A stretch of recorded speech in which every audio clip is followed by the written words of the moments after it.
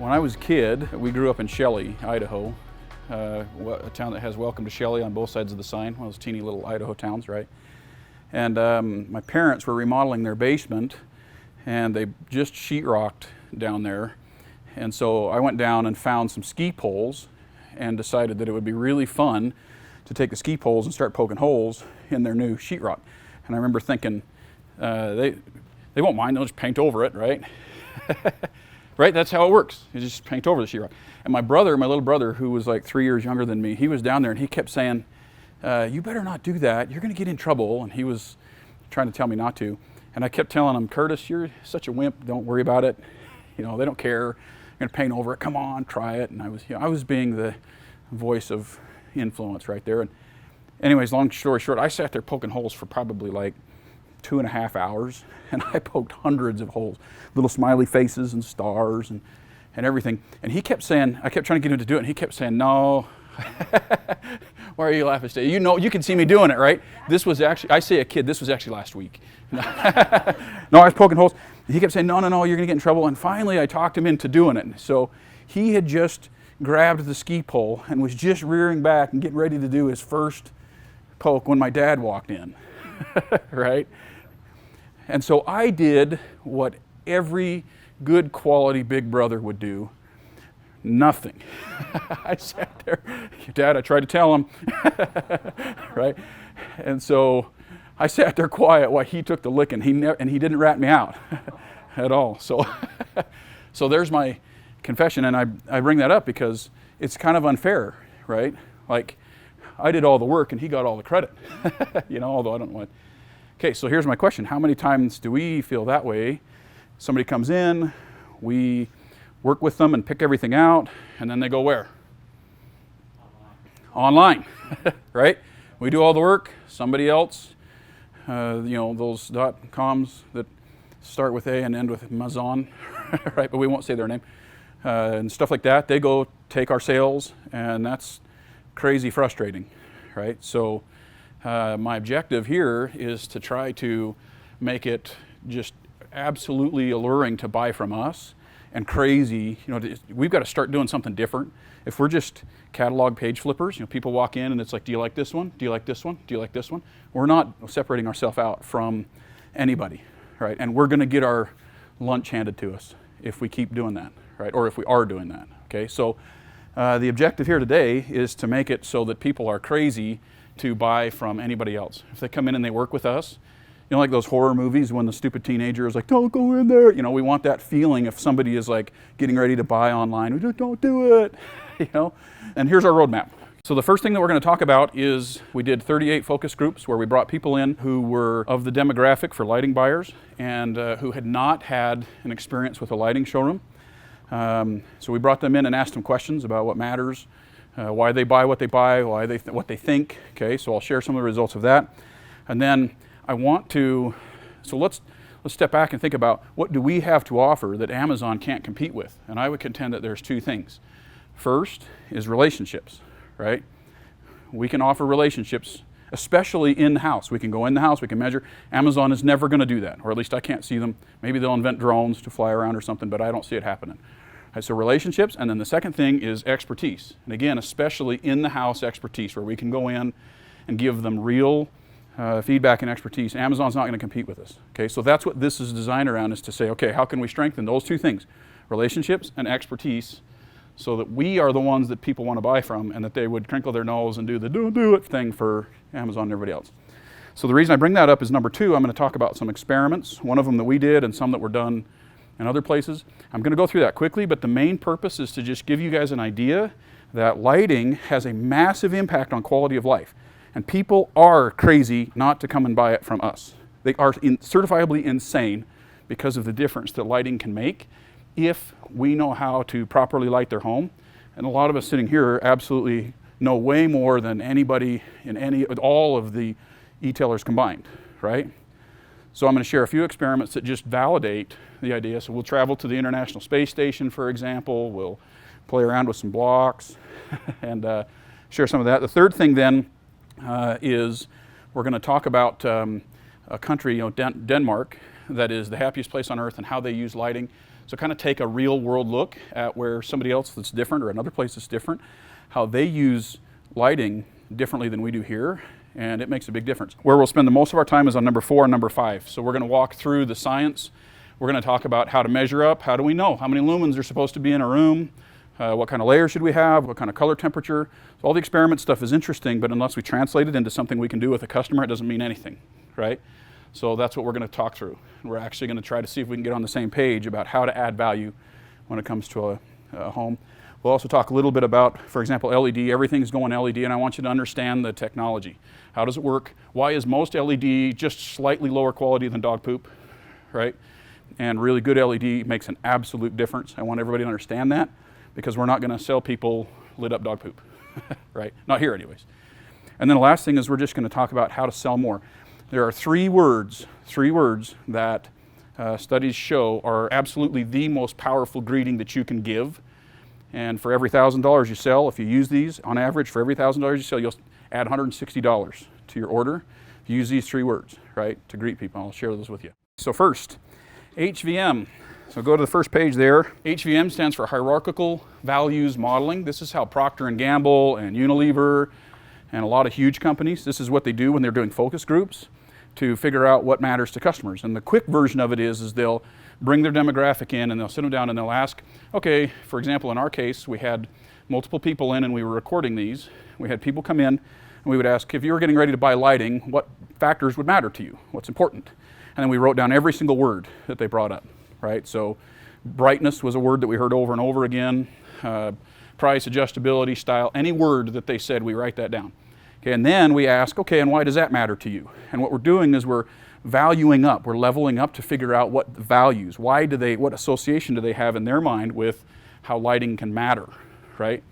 And so you keep working your way up until they kind of run out of answers. Like, well, geez, I don't know, everybody wants to be more happy, right? Okay, so that's in a quick Reader's Digest condensed version nutshell. That's how hierarchical values modeling work. We spent over about 6 weeks running quite a few people through this, okay? Here's what we learned. So this page shows all of the words, and then what you do is you take, so the bottom level is attributes, and then as you work your way up, it's consequences. Okay, so why do these attributes matter? And then it's benefits and values is the highest level. And then what you do is you attach those. So if they gave an attribute and you said, why does that matter? Then whatever they say, you draw a line between that attribute and up to the consequence. So it matters to me because it gives me this, right?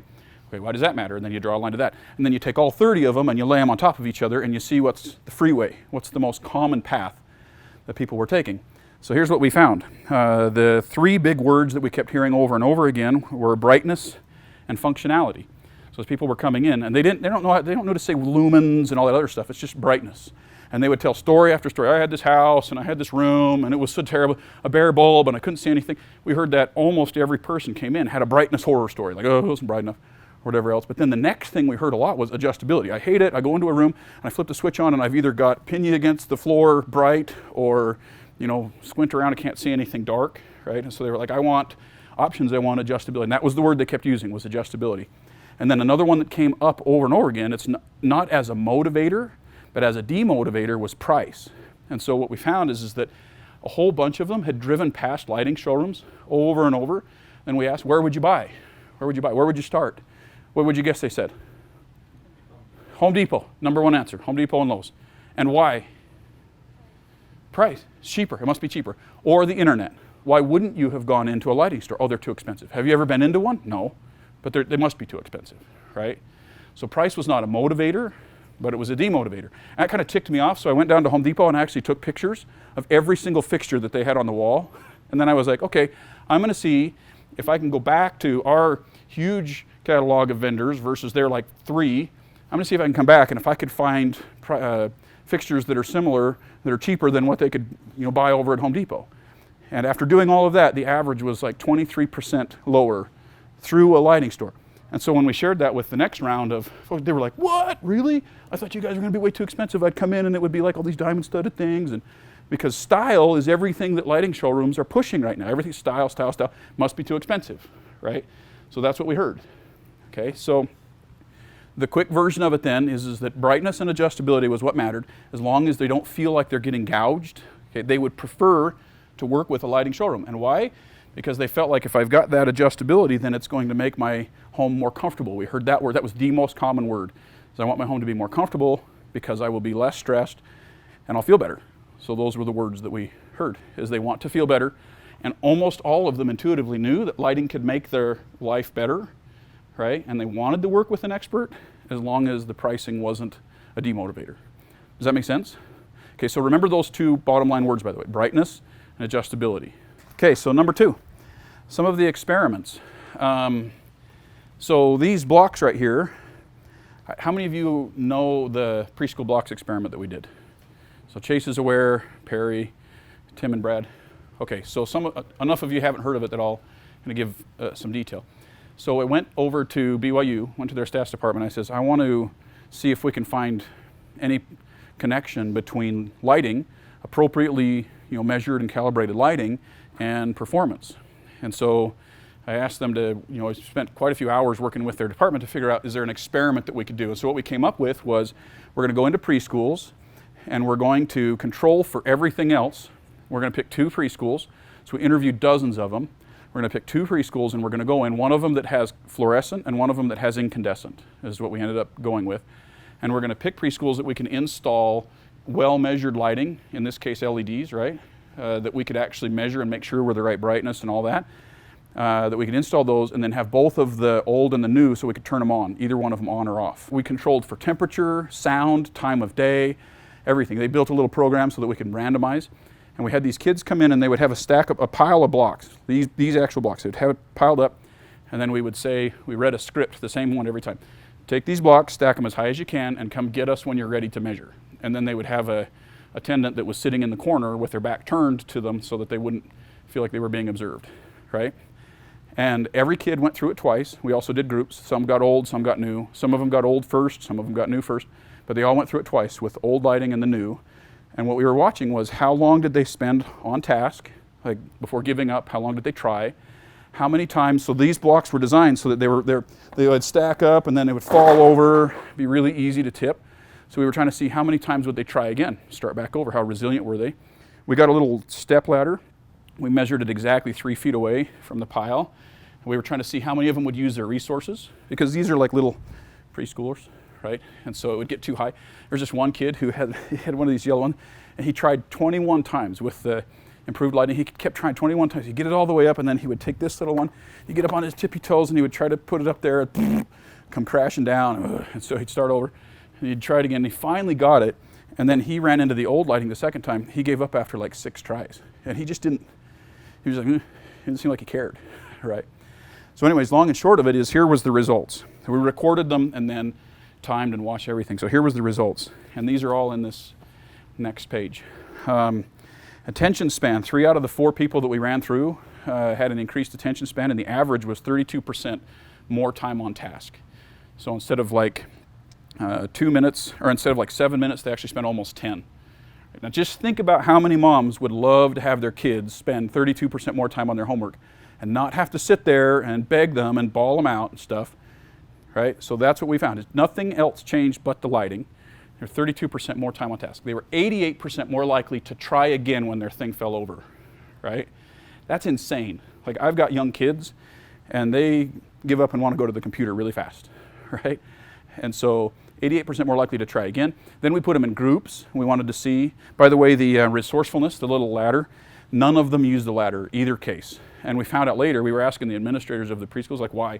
This is, oh, no, we're not surprised. We teach all the kids never climb on anything. Don't ever climb on anything. So we couldn't find any data there. So, but then we put them in groups, and we wanted to see what would happen then. Would their performance go up? Would they spend more time? Every single group outperformed in the healthy lighting. They outperformed the old lighting. And we weren't like looking for cruddy lighting. We were just trying to find something that had been in place for at least 10 years that was just what you'd normally find, right? The groups was where it got really interesting. So these are 4-year-olds and 5-year-olds. So what they would do is they'd get in the group and we'd point and say, do this thing. And they would all run and they would get their little pile. There'd be like 3 or 4 of them. They'd get their little pile and they'd start stacking their own. And then they'd run out of blocks. So what do 4-year-olds do when they run out of blocks? May I please use some of your blocks? They go pull one, and that guy's tower falls, and so that guy gets mad. He comes over and he kicks it, and blocks everywhere, and they'd fight and fight and fight for a while. So what we found is that the groups were 10 times more likely. They would still kind of squabble when they started, but they were 10 times more likely to actually start collaborating by the time it was done. And actually the entire group would end up working together rather than fighting the whole time, right? And in the old lighting, 2 out of the 4 on average would end up disengaged. They'd start going and everything and they'd get frustrated, and so they'd go off and start doing something else. In the new lighting, in each group, the engagement from all 4 of them lasted almost the entire time, and then on average 1 of them would quit with a few minutes to the end. Okay, so we have, in an era where people are spending a lot of money on medication and other stuff to try to get their kids to pay attention and not squabble, right? We have the ability to influence lives because we can bring lighting in that is healthier. And here's the thing, this is not just some random thing. We have 11 million sensory receptors in our brain, right? Those are the things that control our senses, our 5 senses. 10 million of the 11 million are for sight, for processing light. The other 4 senses share 1 million. So the most comprehensive thing that your brain does that uses 50% of all of the resources, all the calories that your brain is burning, one thing, processing vision, processing sight, right?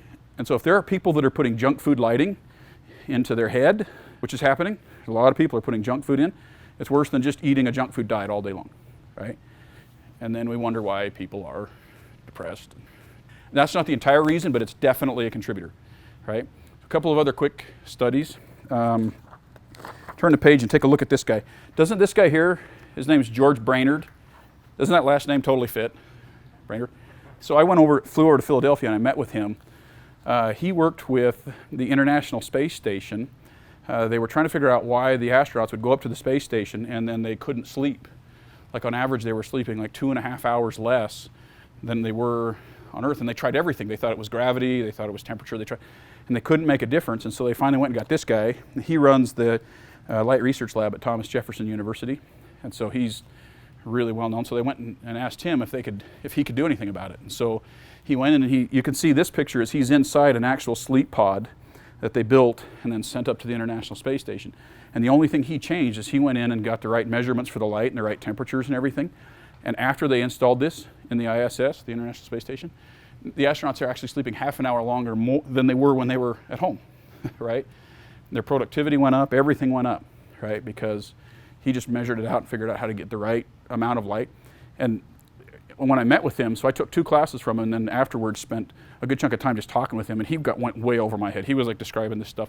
But the one thing that stuck is he said, you may not know this, but there's a whole bunch of light receptors in your brain that aren't actually for seeing anything. What they're doing is they're regulating your internal clock, and almost all of your organs are attached to them. He said the thing that absolutely kills, he said there's a couple of things that really kill. One is if the color rendering is too low, like if the light is not rendering enough of the color, your brain is just churning, trying to figure out what the heck's going on. And the second one, have you got the harmful blue light? He said that blue light thing is a real deal. If there is harmful blue light coming in, it is totally frying those receptors that are trying to figure out how to regulate your body. And so this whole harmful blue light thing is a real deal. He was like, this is serious. People should be really thinking about it, right?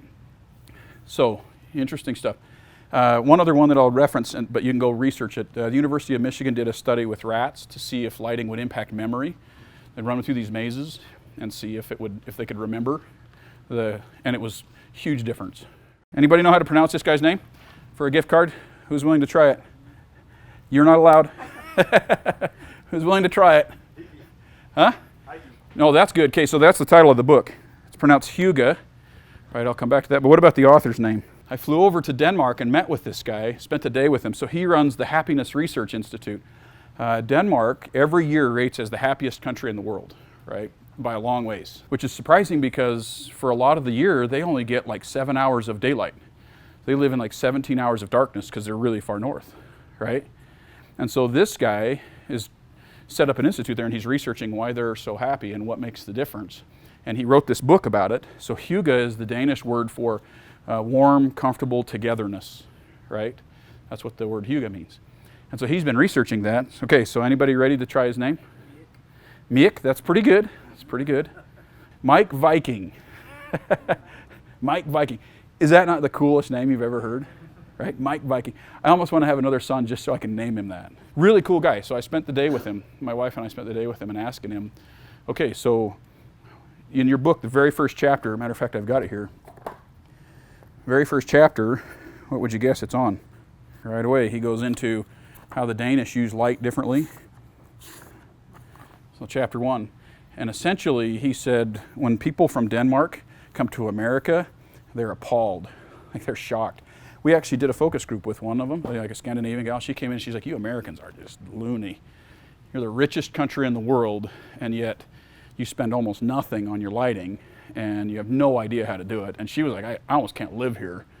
Right? When I asked Mike about that, he's like, I'm not surprised at all, because you guys do a ton of just one room with overhead lighting, and that's all you do, and you don't care, right? In Denmark, they do it totally differently. So a couple of things that Mike showed us is they will not put lighting in their home that is not adjustable. They just flat out won't do it. You know, so my wife and I, we were kind of bold. We would go around, we were like knocking on doors. The ones that could speak English, we would just ask them, so what do you do? How do you do it? And every single one of them would go over and they would show us. They had dimmers on stuff, a lot of table lamps, sconces like crazy. And then when they had chandeliers, like this one family, we went in and they had this chandelier, really cool looking chandelier. And I was like, why did you pick that chandelier? Right away, the mom went over and she said, oh yeah, look at this. She was pulling these cords so that the chandelier could close or open up, right? And so they will not put lighting in that's not adjustable. They think we're crazy to just have on, off, right? And the second thing that they do, as what Mike was teaching us, is they try to use lighting to kind of mirror the path of the sun. So if you think about it, the sun doesn't start out in the morning. It doesn't start out overhead. It starts out kind of down lower in the sky, and it's really warm. And then it moves overhead to white, kind of a white light, and then it goes back down to not overhead and really like warm, really, really warm. So the Danish, for example, they burn more candles than any other country per capita. I think the average is like 17,000 pounds of candle wax every year that they burn, each Danish burn.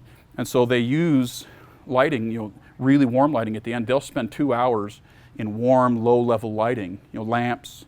They'll dim everything down. And the other thing that I learned is that in Denmark, it's almost exactly the opposite here. If you want to go in and be an interior decorator or something in a house, you go in and you pick out the furniture and you pick out the colors and everything else, and then what comes last? You design the lighting around it, right? Exactly the opposite in Denmark. They start, and if you want to be an interior decorator in Denmark, you have to understand lighting. So they start with lighting, and they build everything else around it, because they understand that lighting is so critical, right? So really fascinating, study. Matter of fact, I'm trying to talk him into coming and speaking to us. But he's like, this book is an international bestseller, so he's really busy. So I don't know if we could get him, but it'd be pretty cool if we could. How does LED work? What does LED stand for? So everything's going LED, right? That's where it's headed. Light emitting diode. Okay, so how is LED different from other types, incandescent or fluorescent? Does anybody know? Go ahead, I'm sorry. Yeah, it doesn't produce heat. Do you know why? So some say up from 95 to 97% of all of the energy in a standard incandescent light bulb is burned out as heat, right? And that's because incandescent, what's glowing in there? It's like a little metal filament. So the way that it works, that's why it has to be in a bulb. You know how Edison tried like 10,000 times? What really finally cracked is when he put it in this little bulb so that the heat could stay as much as possible in around this metal filament that would glow. Like you stick like a hot dog roasting stick in the fire when you're camping and it glows. That's kind of the same principle for how incandescent lighting works. It's a metal filament that's glowing super bright because you're throwing a ton of electricity at it and it's just heating up, right? So incandescents are kind of like a burn. What are fluorescents? It's like a gas that glows, right? But you have very little control over the temperature, the color temperature of the light. So what LED stands for, light emitting diode. So a diode is like a little, matter of fact, I busted into these.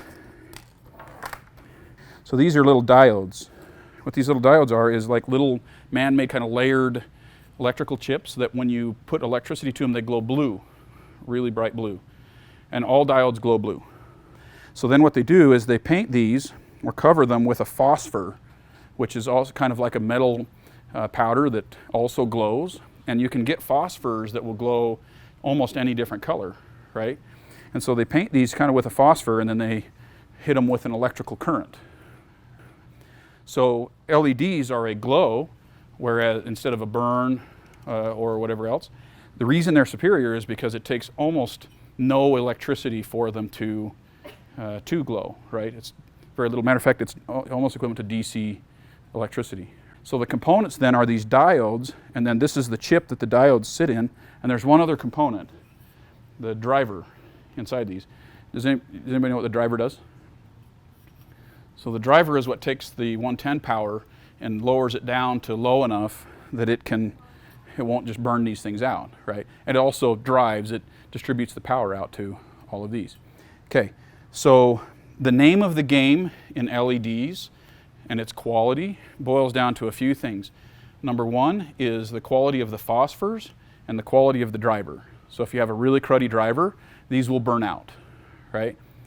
So there's a rating on LEDs that is either L50 or L70 or L80.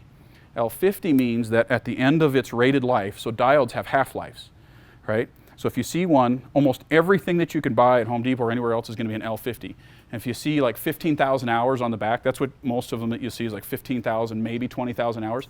What that means is that at the end of 15,000 hours, it's rated to be half as bright, right, as when it started. Almost everything that most people are buying is L50, like 15,000 hours. So it's going to look awesome, be really exciting for like a year and a half, and these just get dimmer and dimmer and dimmer. So almost everything I saw down at the box stores was like 800 lumens, L50, and 15,000 hours, right? For 10 bucks, right? Fine, if you want to waste your 10 bucks, go waste your 10 bucks, right? So the other thing is the CRI. A really good phosphor will produce a CRI of at least 90, and most of them are, really good ones are 95. What is CRI? Color rendering index. Okay, let's see if we can make that real for a second. Have you walked in from outside, it was kind of bright outside, and you walk in and it's really like washed out and fuzzy? Have you seen that before? That's not because it was too bright. That's because you've come in from where it was 100 CRI, your brain was seeing 100% of the color, to where most incandescents are only pushing out about 65 to 70%. So your brain has suddenly gone from where it can see all the color to only a portion of the color, and it freaks it out. It's like, what?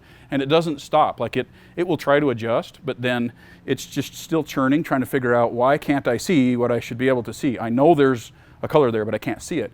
And so people get fatigued, they get headaches and stuff. That's a big reason for it, right? Is because they're coming in and they're not seeing all the colors, and their brain is still trying to figure it out. Still working, still working, still working. The name of the game then is what's called binning on these. So the quality comes out of the driver and then what's called binning. So I've got a little video. Here's how they test and do binning for LEDs. So this is a big pit with these little diodes in it. And if you watch what happens, this little machine is lining these up.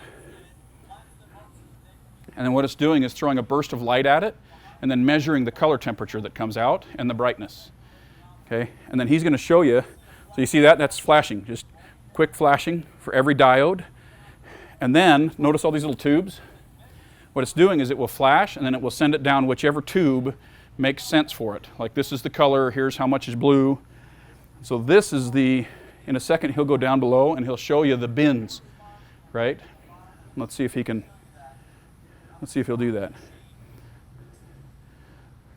Okay, so these are the bins that this machine assigns it to based upon the quality of the light that's coming out. Notice how many bins there are there. And essentially what will happen is the really cheap LEDs, they'll just draw from every bin. It doesn't matter how it comes out, they just get. Matter of fact, some of them, they'll pick the cheapest bins, right? The really high quality LEDs will all come from one bin. And they'll make sure that it's the right color temperature, the right light, the right, all of that. So this is, by the way, how LEDs are, this is the binning process. A huge part of whether or not they're junk or real. Everybody knows what Kelvin temperature is, right? Okay, so Derek, quickly describe it since you spoke up. What's Kelvin temperature? Color of light. Okay, and higher color temperature, higher Kelvin means colder, more bluish. Okay, so go over to this next page here. So this is the visible spectrum of light, right? So our eyes can only see just actually a small percentage of all of the light, the whole color spectrum, right? So this is what we can see, and it starts over here with ultraviolet, which is kind of your purples and blues, and it comes all the way over here to infrared. So as soon as you move into ultraviolet or past infrared, we can't see it anymore. So this is the spectrum, right? So this, I actually went and met with Gamma Scientific. That's a company that does the instruments that NASA uses to measure light, the output of light.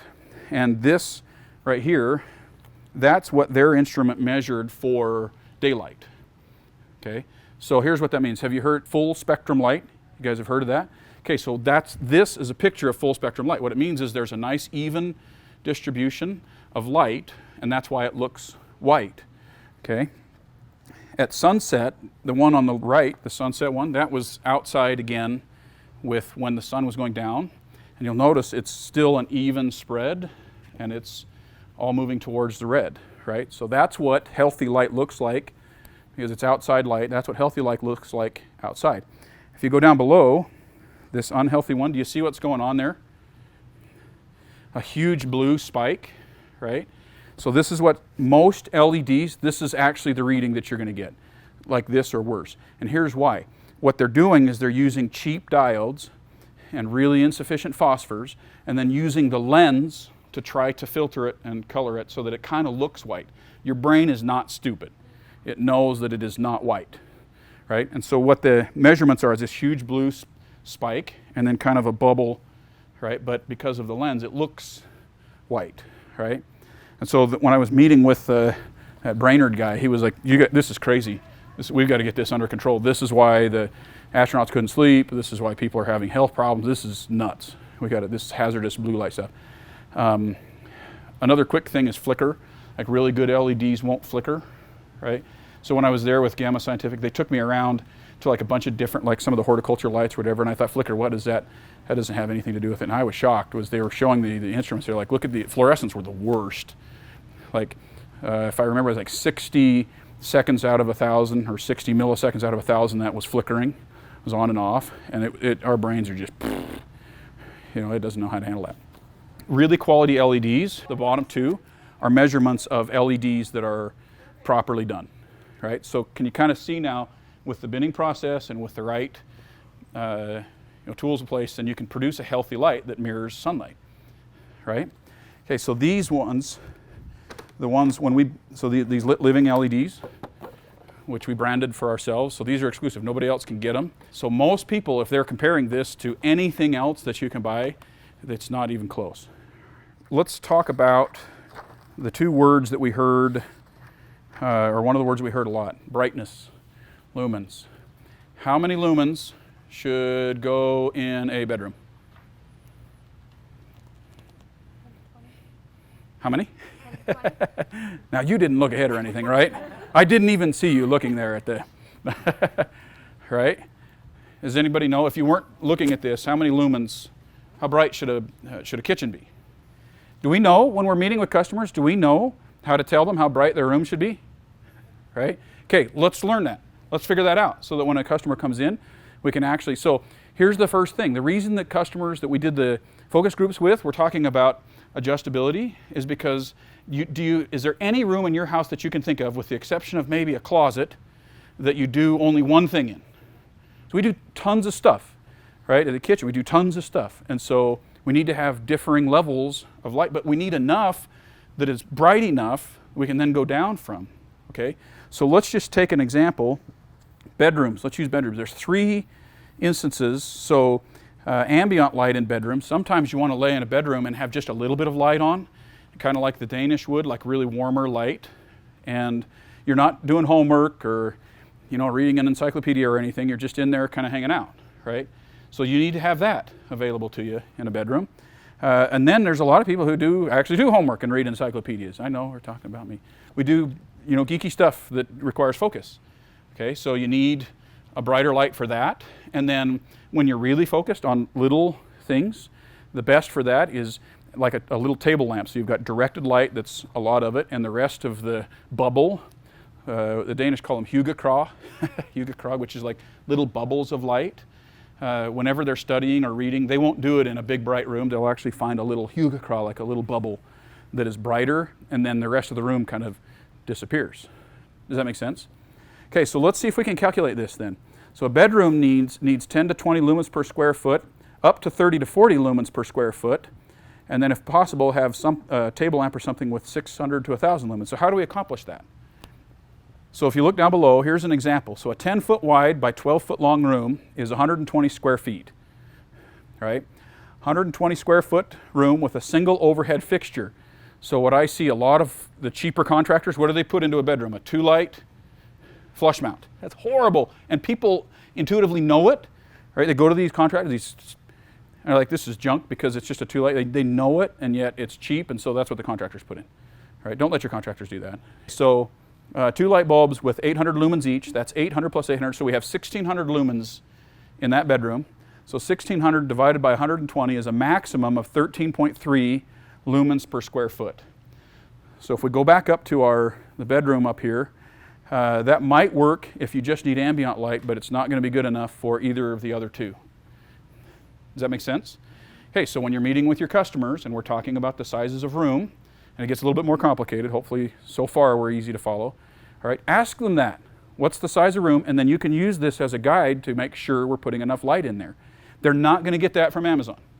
They're probably not going to get it from other lighting stores too, to be honest with you. Most of the time what they're going to get is, do you like this? Do you like this? Do you like this? How about that? How about that? Right? Okay, so this is a tool that we can use to properly light. This is science-based. This is not just, oh, let's come up with something. We spent a lot of time trying to figure out what these should be, right? Okay, so let's say that we wanted to light it properly. So I'll go quickly through this. 120 square foot room. Let's say we put 4 cans in there, right, that are 1,000 lumens each. So I think these, if I remember right, these are 1,100 lumens per can, and they're dimmable down to 30%, which will be important in a second. Okay, so 120 square foot room of 4 cans with 1,000 lumens in, that's 4,000 lumens. 4,000 divided by 120 is 33.3 lumens per square foot. And then if it's dimmable down to 30%, we can cover both the general and the ambient, right? So you should sell almost every customer a dimmer and then a table lamp for their bedrooms, right? That's healthy lighting. That's now got the layers that they can do what they need to. Okay, one big question though. That's for a standard height ceiling. What if it's a higher ceiling or a pitched ceiling? Does it make any difference? Yeah, big difference. Go to the next page.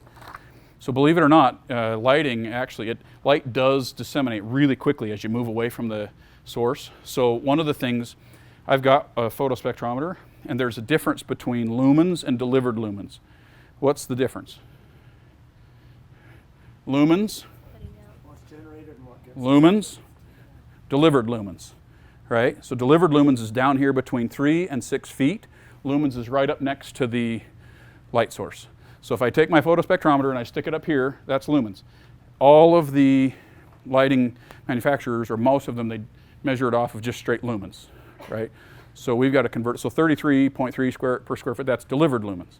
If it gets higher, it drops off fairly quickly. So here's the math. In a 12-foot ceiling, you're going to take, so if we had a 33.3 lumens per square foot in a bedroom that had 12-foot ceilings, we've got to multiply that by 0.6. Does that make sense? And that's the actual delivered lumens. So in that case, we would only have 20 delivered lumens. We better put more light in there if it's a 12-foot ceiling, right? And you can see the rest of them. 14-foot is multiplied by 0.4, 16.25, etc. Okay, what about a sloped ceiling? How do we figure that one out? Call somebody who knows how to do it. That's us, right? It's slope ceiling, super easy. Okay, so what you're going to do is you're going to measure the shortest wall, and then you're going to go measure the tallest wall. You're going to add those together, and you're going to divide by 2. That's your measurement for sloped ceilings, right? And then whatever the number is, so if it's between 8 and 10 feet, then you just use the math on the previous page. If it ends up higher than that, then here's the multiples. If you light homes like this, if you walk your customers through this, and we don't need to explain all of this to them. If we understand how to do it, right, then we will be invaluable, because they don't want to learn all that stuff. They want us to know it, right? So we can add a lot of value by making sure we're lighting the homes properly. Another thing that we found really important is beam spread, right? There are some fixtures that are like 1,000 lumens, but it's like, like if the alien's coming to abduct you at night and the beam comes down, right? So if we want to feel like we're living in the fridge, great. Have a really bright fixture that's just a really narrow beam spread. So we won't go through all of those, but there's really 4 types of beam spread. There's spot, flood, directional, and omnidirectional.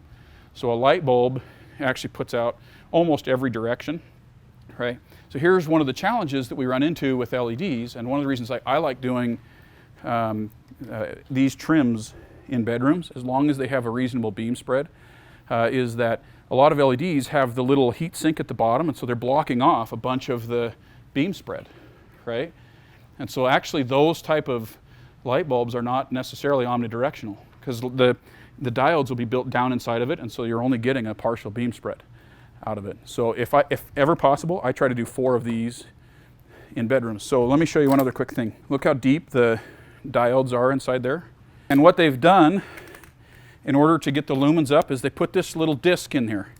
It sat right in there so that the light is more concentrated, right? And then this was the little plate that they put over it, okay? Very, very common. I've busted into hundreds, it seems like, of LEDs, and this is what I see a lot of, is I'm gonna get the lumens by cheating a little bit, you know? So by comparison, a good quality LED, so I pulled the thing out of this one too. First off, you'll notice that it's not sitting as deep down into the fixture. The LEDs are spread out. And then one other thing, do you guys know why these grooves, do you know why these are? It's because the light will bounce back and forth off of these and actually increase the beam spread. That's the only purpose behind. Some people think they look cool, but the whole purpose behind these was to increase the beam spread. So you can get up to 150 degree beam spread with a good LED that's baffled, right? Whereas it's not uncommon to see like a 45 to maybe 60 degree beam spread. Okay, big deal because, again, we won't bore you with all the gory science. If your brain is going from bright, dark, bright, dark, bright, dark, bright, dark, it's chugging. It's trying to figure out what the heck is going on, because that's not natural.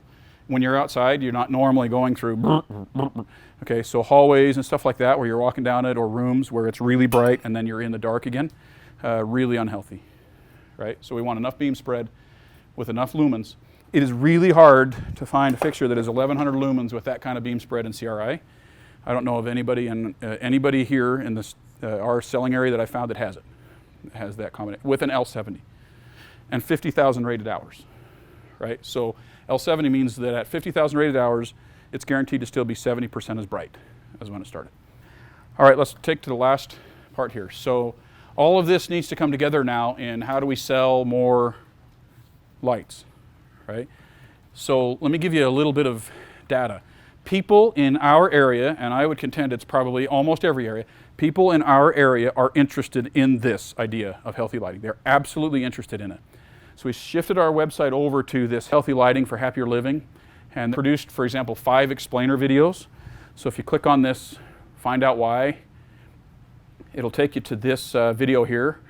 We hired an actress, Monica Moore-Smith, to come in and do 4 videos on Hygge and how the Danish use lighting, and then 1 video on fans. Did you know that every year the Danish people rate as the happiest people in the world?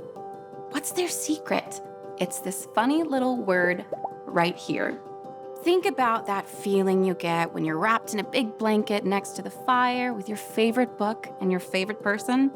That's the feeling of Hygge. It means an atmosphere of coziness, warmth, and welcoming that promotes togetherness and can be achieved in your own home and can be enhanced using light.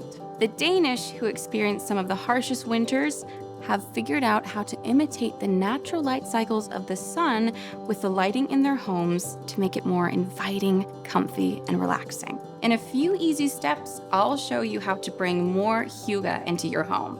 Learn how to copy the angles, brightness, and changing colors of the sun to create a healthier, happier home.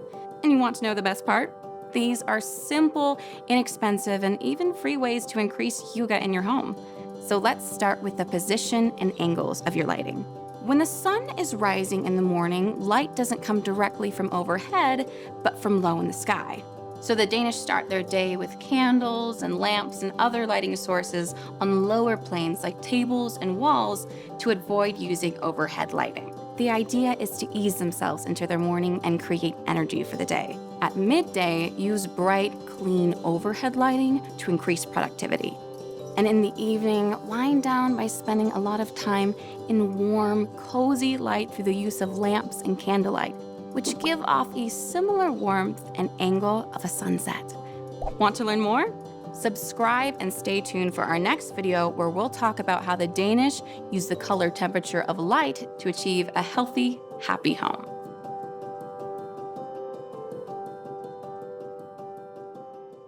And don't be afraid to send them to potential customers, right? That's part of what this was designed around, is so that you don't have to explain everything that I just droned on about here for an incessant amount of time. Send them to the videos. These are each about 1.5 to 2 minutes long, and they'll walk through what healthy lighting, how it starts and all that.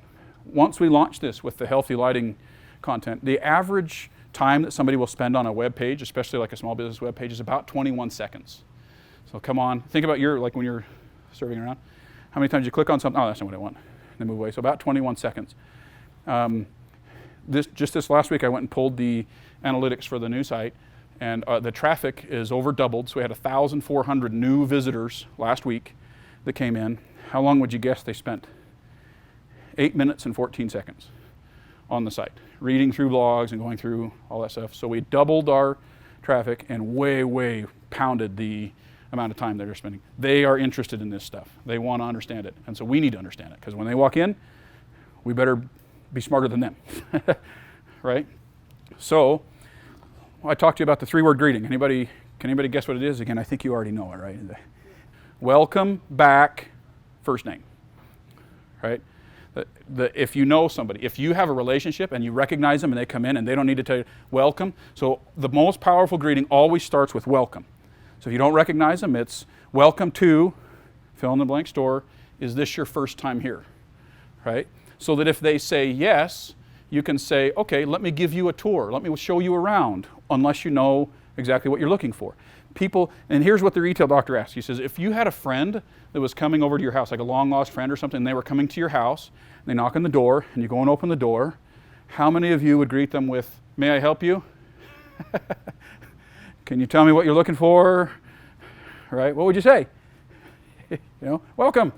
I'm so glad to see you. That's how our customers need to feel. Remember, relationships and expertise. So when they come through this door, first off, if you read through one of our competitors whose name we will not mention, right? If you read through their reviews online, what is the most common complaint? I walked in and nobody greeted me, right? 68% of people who leave without buying say they do so because, and this is not just lighting, this is retail overall, they do so because they felt like nobody cared that they were there. So almost 70% of people who leave without buying retail, and yet that's the experience that most of us get with retail, and then we're wondering why retail is just absolutely struggling, right? Because nobody cares that you're there. We should care. And so it starts with welcome, hopefully welcome back, I recognize you, thank you for coming in, right? And then if we don't recognize them, if it's their first time, let me show you around, just like you would. Like when my wife and I built a new house, 3 years ago, people kept coming over, and I was like, hey, come on in, have a seat at the couch. But what my wife wanted to do was like, let me show you around. I'm like, well, they don't want to see around. Yes, they did. They all wanted to see around, and I didn't care, But she wanted to give them the tour and show them the house and stuff, and they wanted the tour, right? So, so the experience now, if we put all of this together, experience that customers should get is they should come through our door and feel like that we are a relationship. We are super glad that they're there. We're welcoming them. We're showing them around our house. And then we're getting down to showing them how, and use some powerful words. I recommend, we're asking questions, right? Tell me about the needs. Tell me about the ceiling height. Tell me about this stuff. Asking enough questions that they can get the sense that we're an expert. And then we say, here's what I recommend. Based upon what you're telling me, here's what I recommend, right?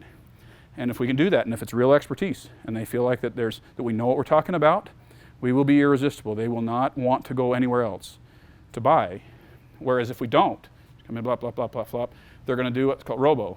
Research offline, buy online. They're going to do it most of the time. Okay? A relationship who knows something, you're going to just follow their advice. Somebody who doesn't care about you, who doesn't seem to know anything, you're going to go buy online. Right?